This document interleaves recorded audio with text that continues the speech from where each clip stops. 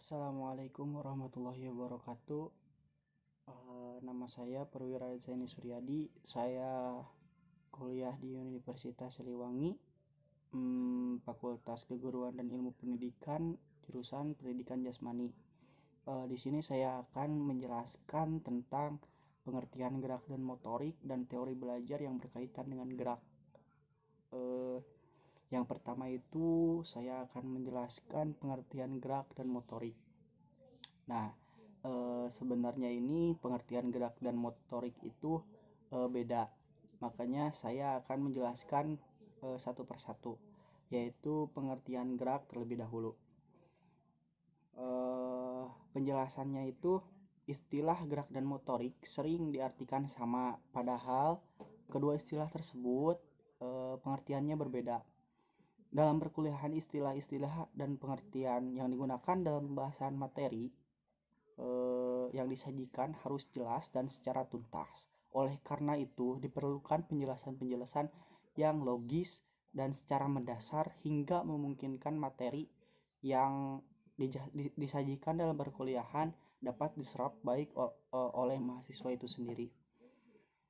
Hal ini disebabkan karena di dalam belajar motorik, memperbaiki kesalahan yang bersifat relatif permanen adalah sulit untuk mengerjakan suatu bentuk keterampilan yang baru. Pengertian gerak ini diartikan sebagai suatu proses perpindahan suatu benda dari satu posisi ke posisi yang lain yang dapat diamati secara objektif.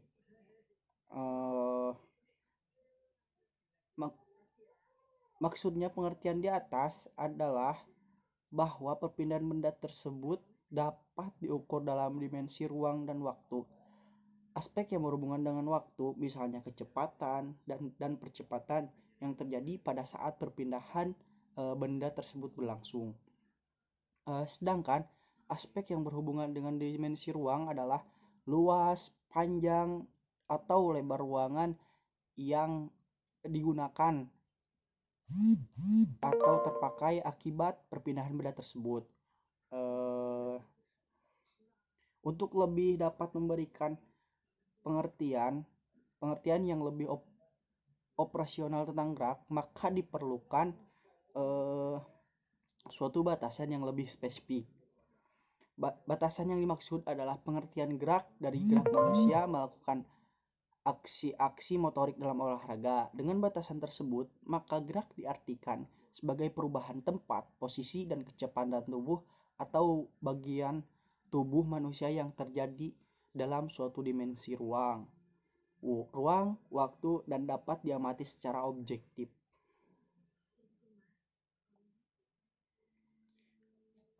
Contohnya itu berlari atau berlari sprint. Berlari sprint kan itu ada start dan finish. Nah, terjadilah itu perubahan gerak yang dilakukan oleh manusia tersebut. Dicontohkan lagi dengan cabang olahraga lain, yaitu berenang. Berenang ini harus ada tujuan dari satu sisi ke sisi lain. Nah, makanya terjadilah pergerakan perpindahan posisi atau tempat. Yang kedua, pengertian motorik. Pengertian motorik ini seringkali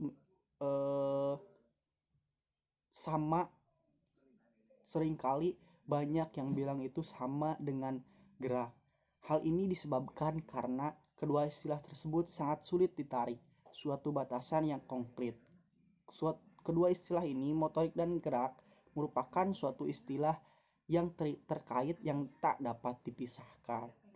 Karena di antara kedua istilah tersebut memang terdapat hubungan sebab akibat. Namun demikian diperlukan suatu batasan yang minimal dapat memberikan penjelasan terhadap hubungan sebab akibat yang dimaksud. Motorik dapat diartikan sebagai suatu rangkaian peristiwa laten yang tidak dapat diamati dari luar. Pengertian umum ini belum dapat memberikan kejelasan yang lebih tajam. Untuk itu diperlukan suatu definisi yang lebih operasional.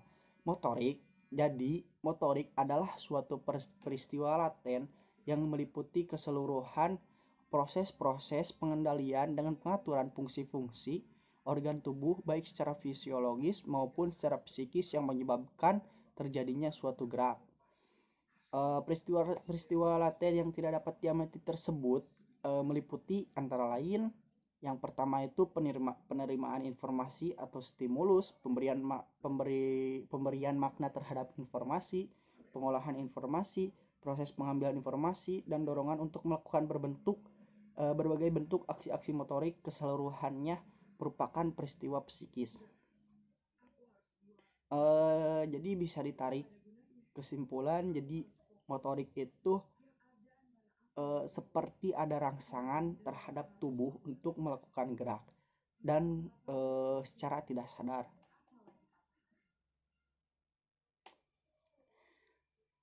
Setelah itu dilanjutkan dengan peristiwa fisiologis dan biokimia yang meliputi pemberian, pengaturan, dan pengendalian impuls tenaga kepada alat gerak.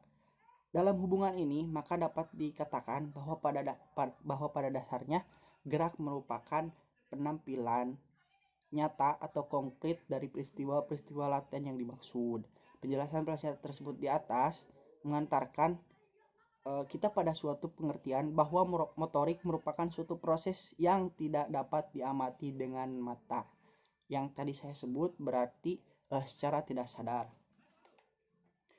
Selanjutnya, materi selanjutnya yaitu teori belajar dan implikasi atau yang berkaitan dengan gerak. Yang pertama ini ada teori belajar behavioristik. Pandangan teori belajar behavioristik ini dikenal juga dengan teori belajar perilaku, karena analisis yang dilakukan pada perilaku yang tampak dapat diukur, dilukiskan, dan diramalkan.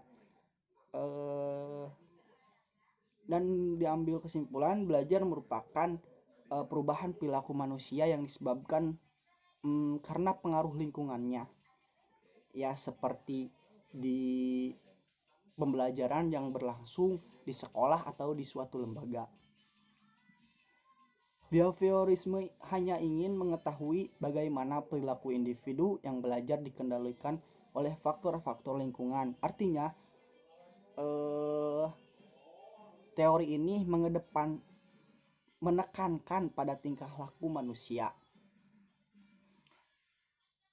Teori ini memandang individu sebagai makhluk reaktif yang memberi respon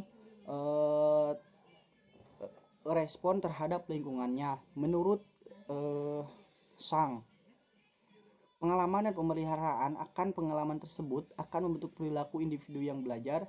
Dari hal ini muncullah konsep manusia mesin atau Homo mechanicus.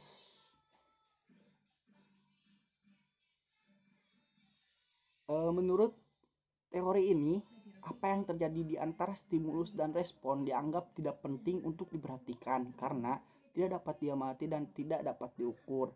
Yang dapat diamati hanyalah stimulus dan respon. Oleh sebab itu, apa saja yang diberikan guru merupakan stimulus, dan apa saja yang dihasilkan peserta didik merupakan respon. Semuanya harus diamati dan dapat diukur. Behavioristik mengutamakan pengukuran, sebab pengukuran merupakan suatu hal yang penting untuk melihat terjadi tidaknya perubahan tingkah laku tersebut. Misalnya itu guru memberikan pembelajaran kepada si siswa tersebut dan siswa tersebut merespon apa yang dikatakan oleh guru yang diajarkannya. Nah, kalau misalnya tidak mengerti apa yang disampaikan oleh guru tersebut, maka si siswa tersebut ya responnya itu biasa-biasa saja, tidak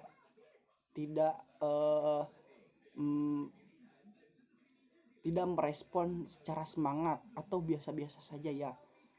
Kalau misalnya guru itu memberikan stimulus yang sangat mendongkrak semangat siswa tersebut, maka siswa tersebut makin semangat belajar atau makin memperhatikan apa yang disampaikan oleh guru tersebut.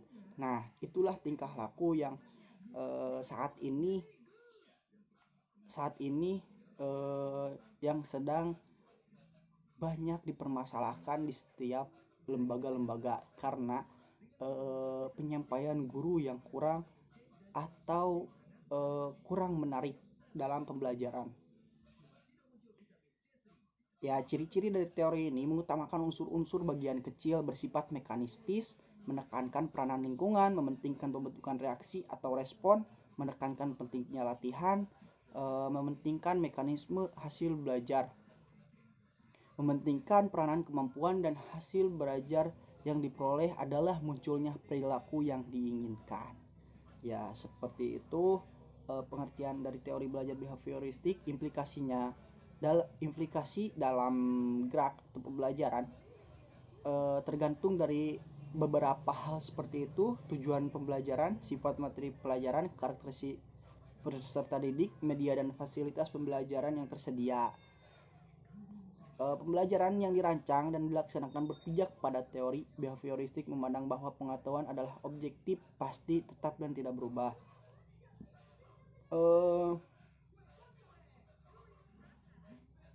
Yang berkaitan dengan geraknya itu, fungsi murid dan pikiran adalah untuk menciplak struktur pengetahuan yang sudah ada melalui proses berpikir yang dapat dianalisis dan dipilah, sehingga makna yang dihasilkan dari proses berpikir itu ditentukan oleh karakteristik struktur pengetahuan tersebut. Karena behavioristik memandang bahwa sebagai sesuatu yang ada di dunia nyata telah terstruktur rapi dan teratur, maka peserta didik atau orang yang belajar harus dihadapkan dengan aturan-aturan yang jelas.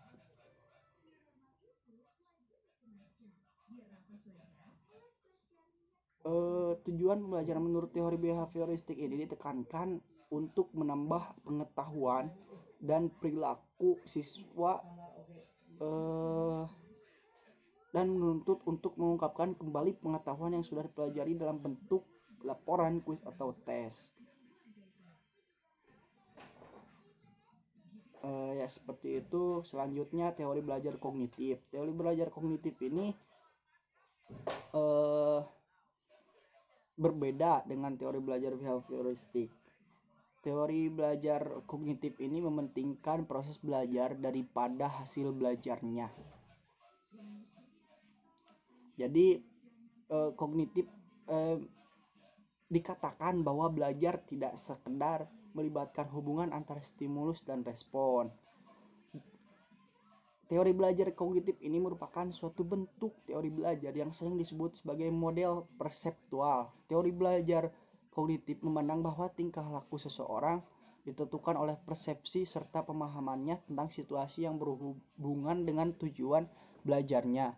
Belajar merupakan pembuahan persepsi dan pemahaman yang tidak selalu dapat terlihat sebagai tingkah laku yang tampak. Menurut teori kognitif ini, ilmu pengetahuan dibangun dalam diri seseorang melalui proses interaksi yang berkesinambungan dengan lingkungan. Proses ini tidak terpisah-pisah, tapi melalui proses yang mengalir, bersambung, dan menyeluruh. Menurut psikologi kognitif, belajar dipandang sebagai usaha untuk mengerti sesuatu. Usaha itu dilakukan secara aktif oleh peserta didik. Berikut implikasi dari teori kognitif ini. Teori kognitif menekankan bahwa pada proses perkembangan peserta didik, meskipun proses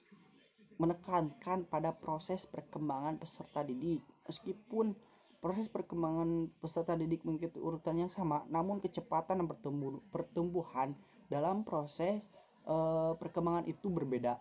Dalam proses pembelajaran, perbedaan kecepatan perkembangan mempengaruhi kecepatan belajar peserta didik. Oleh sebab itu, dalam bentuk diskusi tidak dapat dihindarkan. Ya, jadi terus melakukan interaksi dalam pembelajaran, yang dimana siswa itu harus percaya pada proses.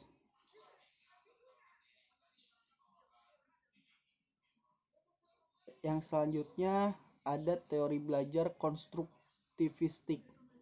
Teori ini memahami belajar sebagai proses pembentukan atau konstruksi pengetahuan oleh peserta didik itu sendiri. Dengan kata lain, pembentukan pengetahuan adalah peserta didik itu sendiri. Peserta didik harus aktif selama pembelajaran, kegiatan pembelajaran, aktif berpikir, menyusun konsep, dan memberi makna tentang hal-hal yang sedang dipelajari. Tetapi yang paling menentukan terwujudnya gejala belajar adalah niat belajar yang tumbuh dari siswa tersebut. Ciri-ciri konstruktivisme ini yang pertama ada orientasi. Peserta didik beri kesempatan untuk mengembangkan motivasi dalam belajar suatu topik dengan memberikan kesempatan melakukan observasi. Yang kedua ada elitasi, yaitu peserta didik mengungkapkan idenya dengan jalan berdiskusi, menulis, membuat poster, dan lain-lain. Yang ketiga restrukturasi ide, yaitu klarifikasi ide dengan ide orang lain, membangun ide baru, mengevaluasi ide baru. Yang keempat menggunakan ide baru dalam setiap situasi yang sangat genting maupun normal-normal saja. Yang kelima itu review. Dalam harus ada koreksi ataupun evaluasi dalam setiap ide. Yang selanjutnya itu ada implikasi dari teori itu sendiri. Teori belajar konstruktivistik. Penjelasan di atas yang sebelumnya saya bicarakan dikatakan bahwa implikasi teori konstruktivistik jika dikaitkan dengan pembelajaran proses pembelajaran modern adalah berkembangnya pembelajaran dengan web atau web learning dan pembelajaran melalui sosial media atau daring.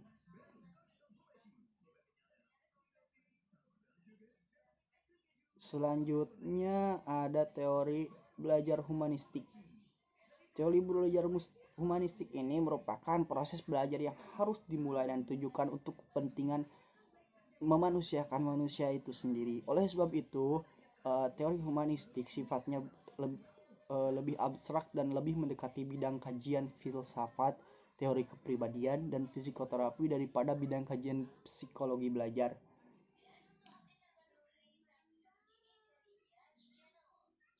Teori humanistik berpendapat bahwa teori belajar apapun yang dapat dimanfaatkan asal tujuannya untuk memanusiakan manusia yang mencapai aktualisasi diri, pemahaman diri, serta realisasi diri orang yang belajar secara optimal. Nah, dalam pemahamannya itu harus dimengerti oleh siswa tersebut. Hal ini menjadikan teori ini bersifat sangat elektik. Tidak dapat disangka lagi bahwa setiap pendirian atau pendekatan dalam arti ini elektisisme bukanlah suatu sistem dengan membiarkan unsur-unsur tersebut dalam keadaan sebagaimana adanya atau aslinya. Teori humanistik akan memanfaatkan teori-teori apapun untuk mencapai pemahaman siswa-siswa itu sangat baik. Yang terakhir itu ada implikasi dari teori belajar humanistik. Teori humanistik sering dikritik karena sukar diterapkan dalam konteks yang lebih praktis. Teori ini dianggap lebih dekat dengan bidang filsafat, tetapi sifatnya yang ideal yaitu manusiakan manusia, maka teori humanistik mampu memberikan arah terhadap semua komponen pembelajaran untuk mendukung tercapainya tujuan tersebut.